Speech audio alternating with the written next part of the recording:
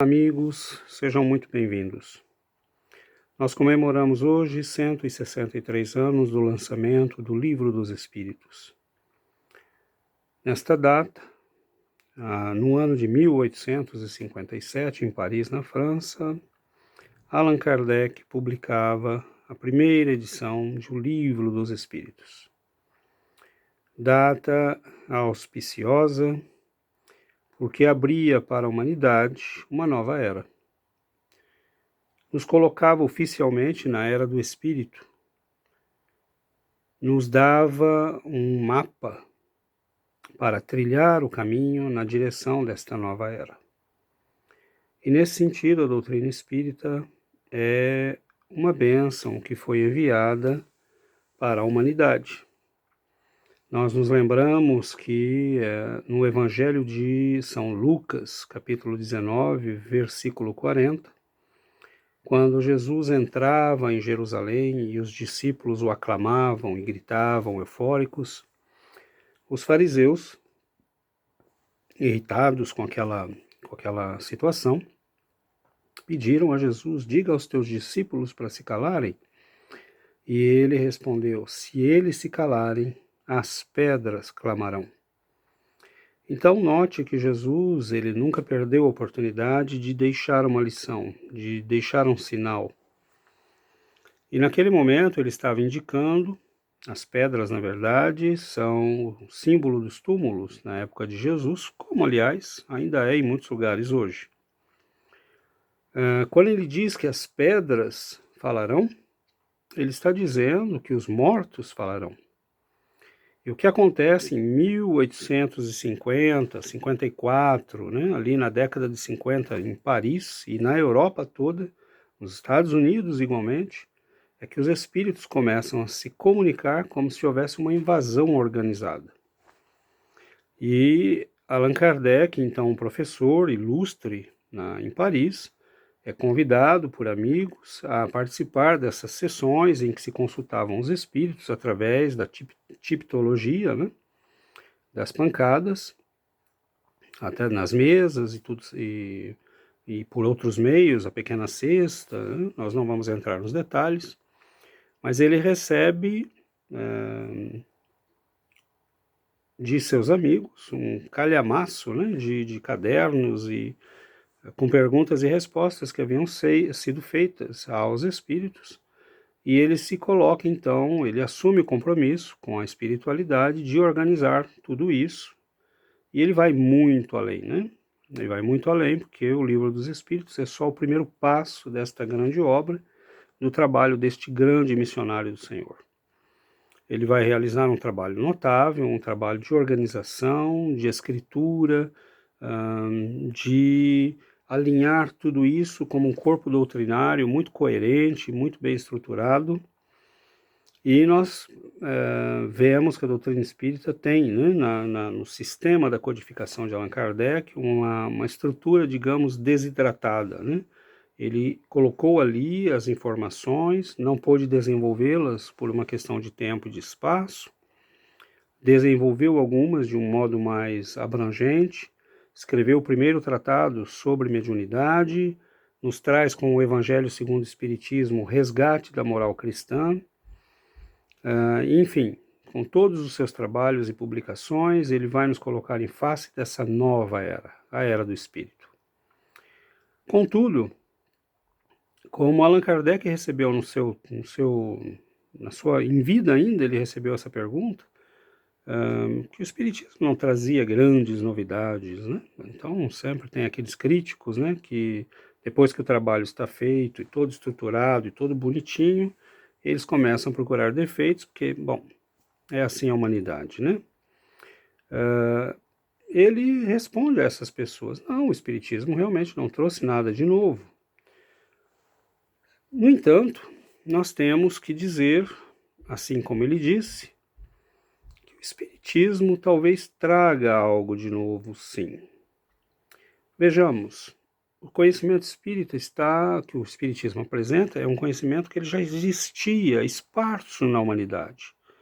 Então, os hindus acreditam em reencarnação, os budistas, Há pessoas que acreditam na comunicação dos espíritos, mas isso nunca esteve organizado num corpo doutrinário. A gente, na maioria das religiões, as pessoas acreditam na imortalidade da alma, e assim sucessivamente. Muitas informações que tem na doutrina já estavam esparsas na humanidade. O que é que o trabalho de Allan Kardec fez? O trabalho de Allan Kardec vai ser um trabalho genial, porque ele vai estruturar esse conhecimento enviado pelos espíritos.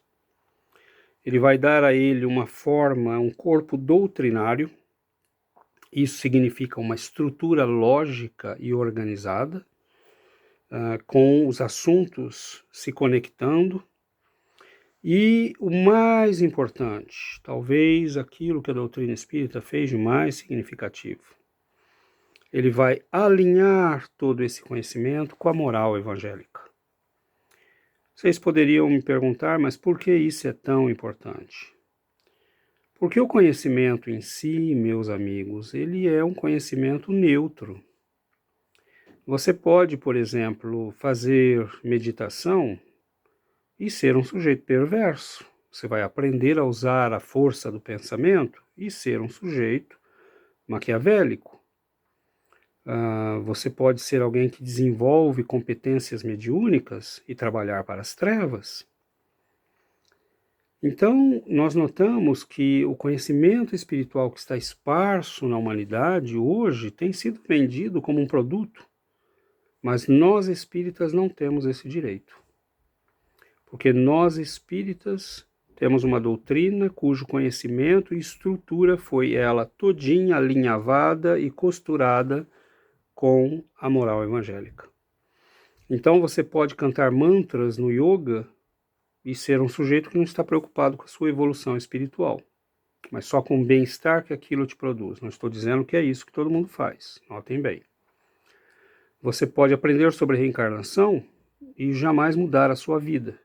Mas dentro do Espiritismo nós não temos opção, porque Allan Kardec percebeu muito bem que todo conhecimento é vazio se ele não transforma a criatura que o possui. E isto é um passo de gigante na diferença que nós vamos notar entre a doutrina espírita e todas as outras vertentes espiritualistas. O Espiritismo nos impõe a necessidade da reforma íntima, da mudança do ser. Então, isso faz toda a diferença, porque eu não uso o poder do pensamento para machucar o outro, eu uso para beneficiar o outro e a mim mesmo. O amor ao próximo, como a si mesmo e a Deus sobre todas as coisas, é a base que costura todo o conhecimento espírita. Então notem que isso é revolucionário. As pessoas às vezes nos perguntam, nossa, mas por que o Espiritismo dá tanta importância assim para o Evangelho, para Jesus, e vocês começam as reuniões de vocês orando para Jesus e terminam orando para Jesus? É exatamente por isso. Porque se nós fôssemos cultivar o conhecimento espírita como um conhecimento neutro, nós poderíamos fazer isso como algumas pessoas estão fazendo hoje nos laboratórios. Mas Allan Kardec, ele é revolucionário por quê? Porque ele percebeu as consequências de tudo aquilo. Ele entendeu os efeitos que aquilo tudo tinha como resposta para as questões mais importantes que a humanidade se coloca. E isso, se ele tivesse feito só isso, nos trazer um conhecimento com a moral cristã como centro desse conhecimento, ele já teria feito um trabalho revolucionário. Mas a doutrina espírita vai além disso. Um aspecto muito importante dela é que ela, com esse conhecimento de estrutura doutrinária coerente, lógica, ela nos coloca em face a uma moral autônoma. Nós não temos um corpo sacerdotal, nós não temos alguém que vai nos dizer, olha, você fez isso, você fez aquilo, você precisa fazer isso, você precisa fazer aquilo. A doutrina espírita, ela nos dá autonomia, conhecendo as leis da vida e sabendo que o universo é regido por leis, como a lei de ação e reação, por exemplo, nós temos a obrigação de começar a mudar a nossa forma de viver. E é por isso que não dá para ser espírita sem reforma íntima, sem mudança. Porque espiritismo sem reforma íntima é conhecimento vazio. Conhecimento que não tem significação para a nossa evolução. E isso é impossível. Então essa moral autônoma, ela é baseada no conhecimento, na fé raciocinada, no entendimento de como as coisas funcionam. Eu não deixo de fazer mal para o próximo porque alguém me interditou isso. Eu deixo de fazer mal porque eu entendo que eu não posso fazer mal. E eu faço o bem porque eu entendo que o bem é também algo que eu vou colher dentro dos quadros da lei de ação e reação. Então nós começamos a mudar as nossas vidas exatamente por isso, porque nós começamos a entender o funcionamento das coisas. A doutrina espírita, ela tem um poder explicativo muito grande. Esse é outro aspecto muito importante. Então nós entendemos o que se passa na nossa alma, nós entendemos o que acontece no momento da morte, nós entendemos o processo do nascimento, e nós pegamos, por exemplo, todas essas informações estão ali no Livro dos Espíritos, muitas vezes de modo desidratado, digamos assim. E nós ouvimos um comentário recentemente de um espírita que foi muito amigo do Chico, John Harley, e ele dizia: Allan Kardec codificou a doutrina espírita, o trabalho de Chico Xavier decodificou a codificação. Então, se nós falamos que ela tem um poder explicativo muito grande, é que lendo a codificação nós precisamos fazer um certo esforço para deduzir as coisas. Mas quando você lê a obra de Chico Xavier, está tudo ali explicado. Então, o que é que se passa na reencarnação? Qual é o processo para reencarnar? Qual é o processo de planejamento para vir a este mundo? Por que nós nascemos com uma família e não com outra? Por que nós trazemos um compromisso de um tipo e não de outro? Por que nós temos talentos que outros não possuem e vice-versa? Por que nós trazemos provas, limites e dificuldades que os outros não trazem? Então, quando nós começamos a ler a doutrina espírita, nós entendemos tudo isso. O que é que se passa no processo da morte? O que é morrer? O que é que acontece? Como você chega do outro lado? O que é que se passa? Então, a doutrina espírita ela tem um poder explicativo enorme. O que é o sonambulismo? O que acontece durante o sono e os sonhos? O que é a mediunidade? Como funciona? O que é que se passa na mediunidade? Nós temos a explicação dentro da doutrina espírita para tudo isso. Então, os efeitos dela sobre a nossa vida são muito importantes. A doutrina espírita é um remédio contra o suicídio. A doutrina espírita, ela é um remédio contra o materialismo. Ela melhora a nossa saúde mental, ela melhora a nossa qualidade de vida, a nossa forma de entender as coisas, entender as pessoas, entender as coisas que nos acontecem. Então, ela vai nos mostrar como funciona o pensamento, a prece. Nós vamos entender que essas coisas têm uma significação, têm uma importância e têm um mecanismo, que muitas vezes nós não vamos ver isso explicado em outras doutrinas. Finalmente, nós podemos dizer, a doutrina espírita, ela é, hoje, mais do que uma questão de crença, ela é uma questão de ciência. E Allan Kardec previu isso muito bem, que o conhecimento espírita iria se espalhar como uma coisa que faz parte da cultura, da ciência, da estrutura de pensamento da humanidade. Olhem os trabalhos, por exemplo, de Eben Alexander nos Estados Unidos, os trabalhos do Dr. Jourdain na França, ou Charbonnier na França igualmente, nos Estados Unidos, no Canadá, na França, na Espanha, em todos os lugares nós temos cientistas. Van Lommel, no norte da Europa, que publicou trabalhos absolutamente rigorosos do ponto de vista científico. Mario Beauregard, no Canadá, e hoje nos Estados Unidos igualmente. Então, a doutrina espírita hoje está mais do que nunca sendo comprovada pela ciência. Não é mais uma questão de eu creio ou não creio. As pessoas que se dão ao trabalho de ler a doutrina espírita e entenderam, bom, não precisa, é lógico, se você entendeu, você não precisa de provas. É o entendimento pela razão. Mas se você é alguém que quer provas, bom, então comece a ler os trabalhos científicos que tocam na questão espírita. Mas qual é a diferença? Se você pegar, você vai ver que há cientistas que estão estudando os fenômenos espíritas, a mediunidade, as obsessões, a reencarnação, a prece, a meditação. Eles estão estudando isso de maneira picada. Qual é a genialidade do Livro dos Espíritos? É que Allan Kardec entendeu tudo isso, entendeu as consequências de tudo isso e já colocou tudo na nossa mão.